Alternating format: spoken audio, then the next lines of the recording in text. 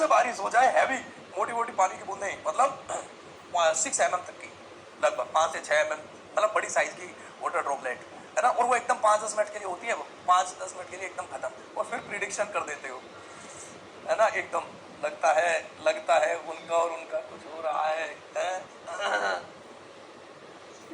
हाँ, शायद शादी हो रही है, हाँ, ये वही कार्यक्रम, उसकी भी कहानी सुन लो बेटा। ये जो कॉन्वेक्टिव प्रेसिपिटेशन बताया है, यही है वो।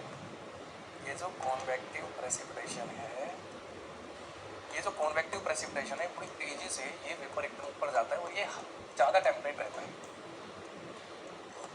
इसका टेम्परेचर ज़्यादा रहता है ऊपर। जैसे ही इसको कोल्ड एयर मास मिला, जैसे ही इसको कोल्ड एयर मास मिला, तो ये पूरा का पूरा ही प्रेसिपिटेट हो, पूरा का पूरा ही प्रेसिपिटेट हो जाता है, पूरा का पूरा ही एकदम प्रेसिपिटेट हो जाता है। तो इसका टेम्परेचर ज़्यादा होता है। इसमें क्या है, पार्शियल कंडेंसेशन नहीं होता, मतलब इतना हैवी कंडेंसेशन होता है, एकदम से सारा वापस हो जाता है, और ये कम अमाउंट में ये पूरा प्रेसिपिटेट होकर कम टाइम में खत्म हो जाता है।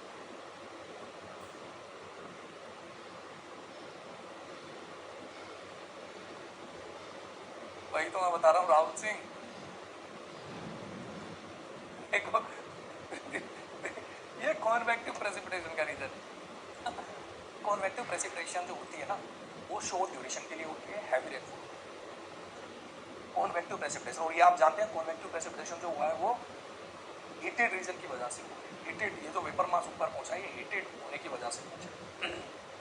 तो जो नेचर आप वहाँ पर जो प्रेडिक्शन करते हो उस टाइप को कब करते हो, इस टाइप की बारिश से, जो शॉर्ट ड्यूरेशन और थोड़ी हैवी रेनफॉल होती है। शॉर्ट ड्यूरेशन के लिए हैवी रेनफॉल होती है, लार्ज वाटर ड्रॉपलेट साइज में होती है।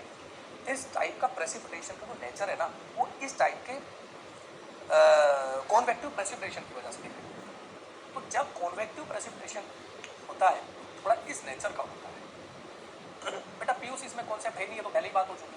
जब सरफेस, अगर कोई सरफेस बहुत ज़्यादा हीटेड है, तो वही मैंने बताया, सरफेस के हीटेड रहने की वजह से वाटर वेपर मास जो है वो सडनली एक एलिवेशन गेन कर जाता है, अच्छा हाइट पे पहुंच जाता है। मतलब जैसे वो पहुंचेगा, वो ऊपर कोल्ड एयर मास है, ये ऊपर ठंडा है, ये आप जानते हैं। तो टेम्परेचर डिफरेंस जो होता है ना, वो शॉर्ट ड्यूरेशन में होता है, और उसमें मैक्सिमम कंडेंसेशन हो जाता है। जितना ये वेपर पहुंचता है पूरा कंडेंस हो जाता है, और एकदम हैवी रेनफॉल है, मतलब लार्ज वाटर ड्रॉपलेट साइज में पूरा वापस आता है।